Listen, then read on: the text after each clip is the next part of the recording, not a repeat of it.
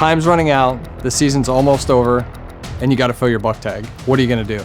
You have to rely on your preparation, and here in Minnesota, food is king. This is a late season hunt for a big, mature 5-year-old 8-player. Look at the snow. Oh.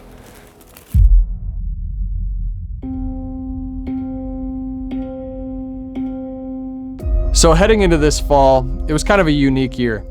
I didn't have an exact target buck that I was going after, so it was gonna be one of those deals where I was gonna use a lot of reveal intel early and see if there was a buck on the farm that I wanted to shoot. You know, this farm in Minnesota has a proven history of big bucks, and I've had a lot of success over the past few years.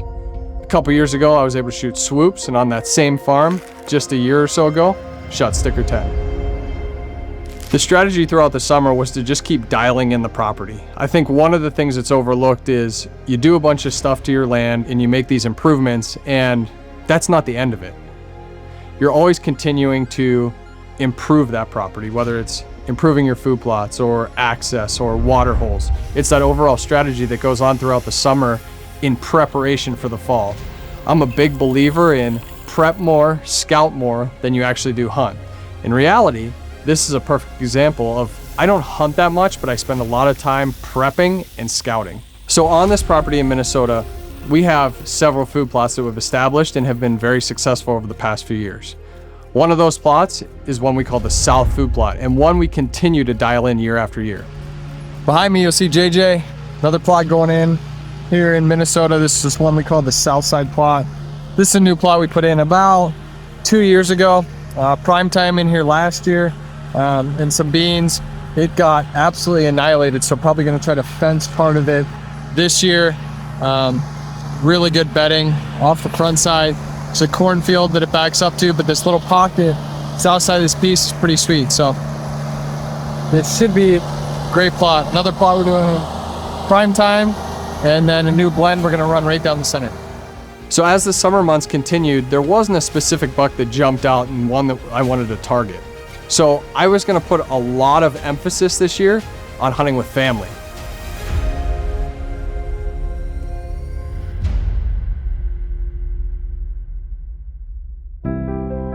This was gonna be the first year that my son Barrett was gonna be able to deer hunt.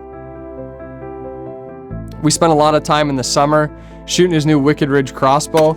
Seeing the excitement that he had out shooting this bow and getting prepared and excited for his first deer hunting season. When September rolled around, man, he was ready. And the coolest part of my entire season and probably my hunting career was being able to sit with him and see him harvest his first buck. Let's just see what he does here, okay? You get on him. I'm gonna like, ready. Wait, you're gonna use your third pin down. Yeah. Third pin down. Yeah. Just take your time. You hit him, Bear Grylls.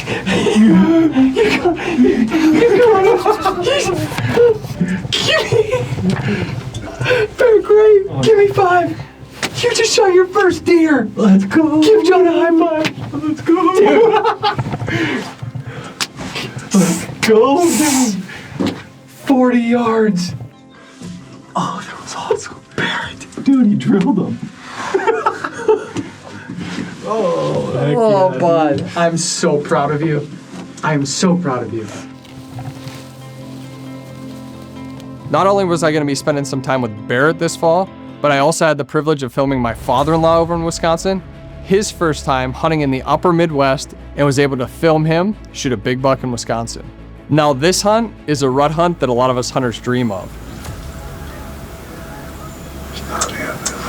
That's a big brown buck. Oh yeah, he's just big body, baby. Need him to get closer.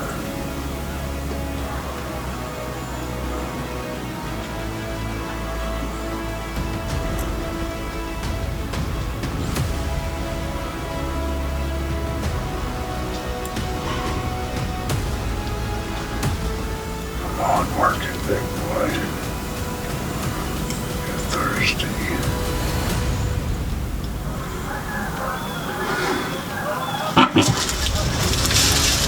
The vocalization, the chasing does, and just the interaction and behavior that happened was awesome. We were hunting over a big bean field with a water hole, and this buck came out in the field and just started running the show.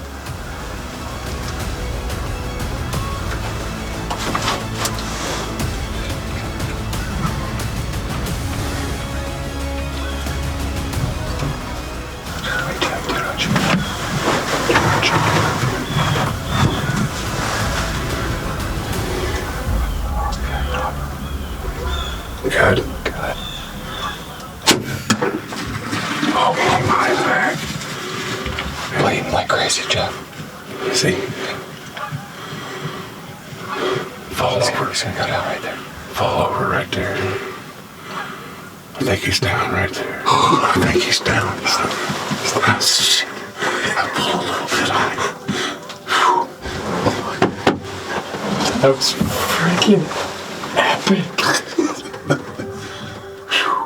Dude, I've never in my life, and I don't know if it's so quiet or what, I've never been able to hear my own heartbeat. I could hear it. Dum, dum, dum, dum. It was probably mine too. Is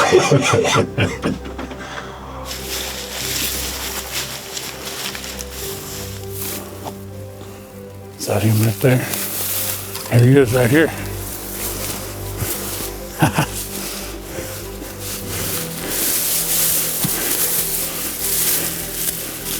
There he is right there, Brian. Good. What do you think? It's awesome buck. Awesome buck. Look at the character on that second. Yeah, he closes up nice. Good deer. Great deer. Wisconsin, my first Wisconsin buck. So at this point, you know, we're getting into the rut, and already it's been one of the best seasons that I've ever had. Just watching my little boy shoot his first buck and filming my father-in-law shoot that deer, my season was made. But my focus shifted back to Minnesota, and it wasn't necessarily for me, it was for my wife, Allie. You know, she shot a really good deer here a couple years ago, and my goal was to try to get her out as much as I could and see if we couldn't get her a buck.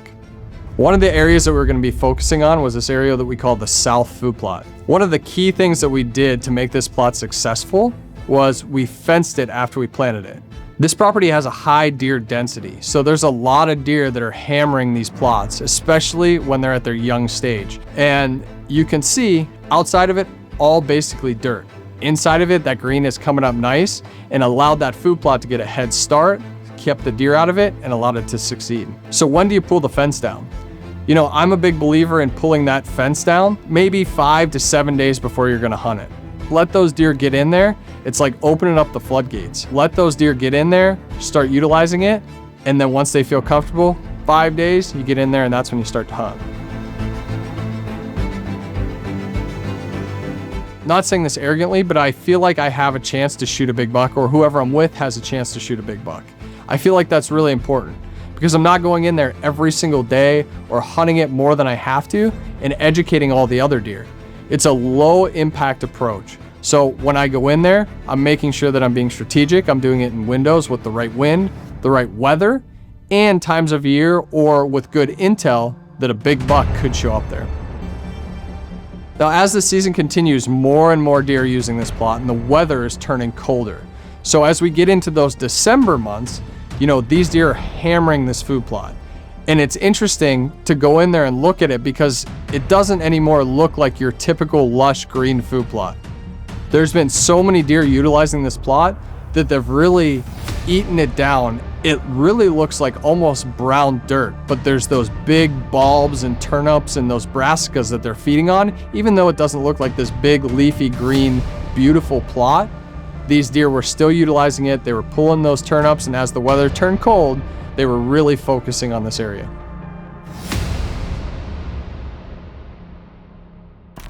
I'm excited to introduce a brand new Deer Society video series called The Art of Deer Hunting. Now within this series, we have categories such as the art of calling, the art of food plots, the art of scent control. We're gonna detail and break down all things in these categories plus more, from trail cameras, stands, scrapes, all things related to successful deer hunting is what this series is all about. This series is a culmination of all the information we've received internally from some of the best deer hunters across the country and the methods they've used to successfully harvest mature whitetails year after year. This is called The Art of Deer Hunting on the Deer Society YouTube channel. Again, we're in the mid part of December now, so deer are trying to recover from, the long season and the long rut and trying to replenish their bodies. Now, December 12th, we had a front come in that was bitter cold. Still no snow on the ground, but those bitter cold temperatures, I think it was -1 real feel. And I knew it was a great time to get Allie out there because the deer were going to be flocking to this plot. Wasn't long, and wouldn't you know it, a pretty good buck showed up.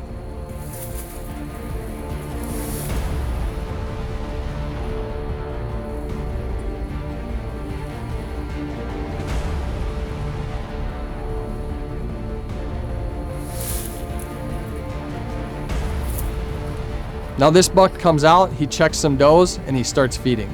And at this point, he's about 65 yards and just a little bit out of range from where she's comfortable with.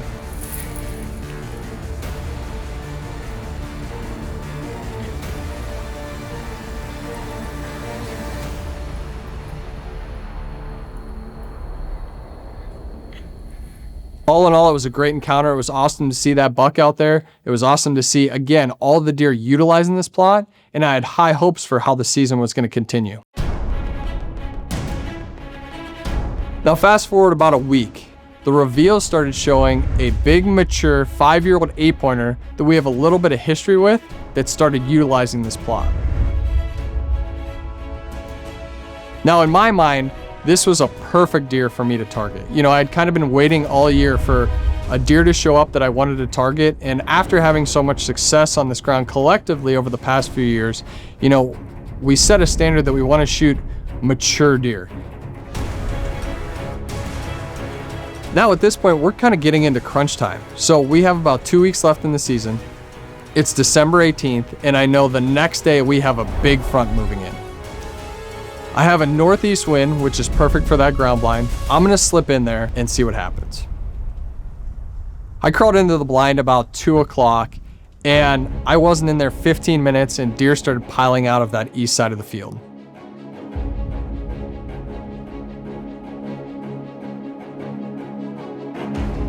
Well, sure enough, out steps that big mature 8-pointer behind a bunch of does.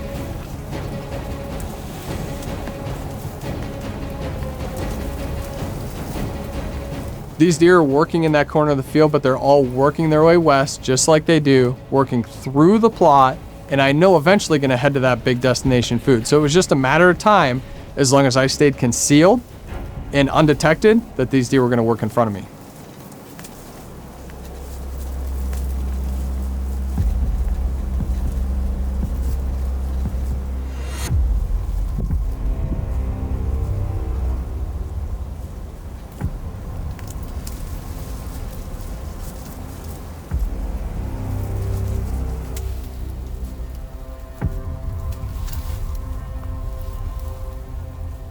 The does work past me, not a problem. Here comes the buck slowly feeding behind them.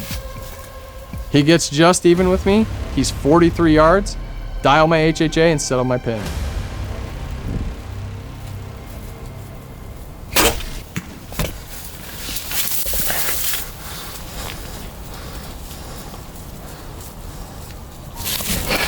Got him, baby. Just shot the big 8. He is.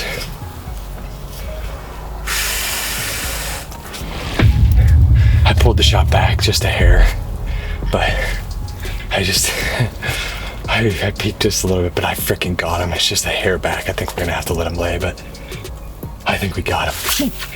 That's a big 5.5-year-old 8-pointer. Down to the wire. I just shot him. He was 42 yards, 43 yards, and he was just feeding his broadside. Yeah, baby. Yeah. New NYTRX. Now, this is where a whole nother strategy comes in, post-shot. And this happens with all bow hunters at some point. Well, after looking at the weather, this snowstorm, big front, is coming, and it's coming quick. It's gonna hit overnight. Now, with it being cold and in a typical situation, no brainer, leave the deer till morning and go after him. If we get dumped on with 6 inches of snow, it's gonna eliminate all the sign we have to recover this deer in the morning. So it's now a matter of how much time do you wait and what do you do? He's in a small block of timber right now, and I know he's gonna go and he's gonna lay down in there. If I go in there too early and I bump him out of there, he's gonna go across this big open ag field and he's gonna end up in this big sea of woods. There's gonna be no sign and no direction to find him. But if I leave him, I'm confident that deer is gonna bed up and he's gonna expire right in that little section of timber. So if I don't bump him, even if we get snow, I'm gonna have a better chance of finding him. So make the decision to let him lay overnight. It is the next day after I shot that buck, and as you can see, the weather has turned here in Minnesota. Snow came in heavier than expected this morning, so it's gonna be interesting. We're gonna see what happens here. Hopefully he's not far. Confident in the shot, just back. We had to give him some time, so we're gonna go see what happens.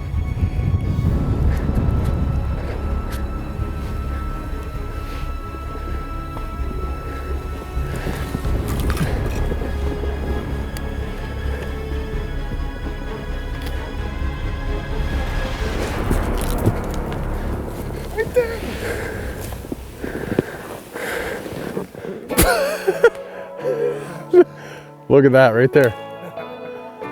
Look at him buried. Here he is. I'm look at the snow. Oh.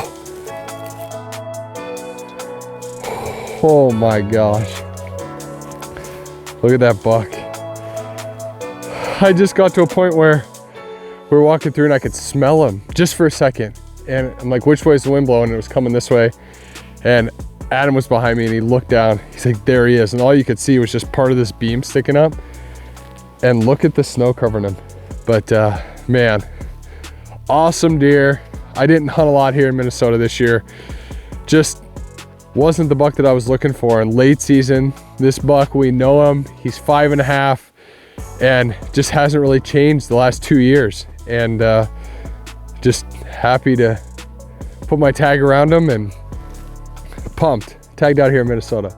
Man, I was so pumped. You know, it was one thing just to find him in the snow. The beauty of him laying there and being able to pick him up and the snow falling off him and just the pristine beauty of everything that was there. Big buck down in the snow. All the preparation leading up to that, all the hard work with my kids and hunting there with my wife and just having a mature buck down at the end of the season, man, it doesn't get any better than that. You know, we all have hunting dreams of shooting a big buck in the snow. And even though it wasn't snowing the day before, being able to recover them in the snow like that and just experience the beauty and everything that went into at that point, holding that mature buck at the end, man, it was a great feeling and a great way to cap off the season. So there were definitely a few keys to making this hunt successful.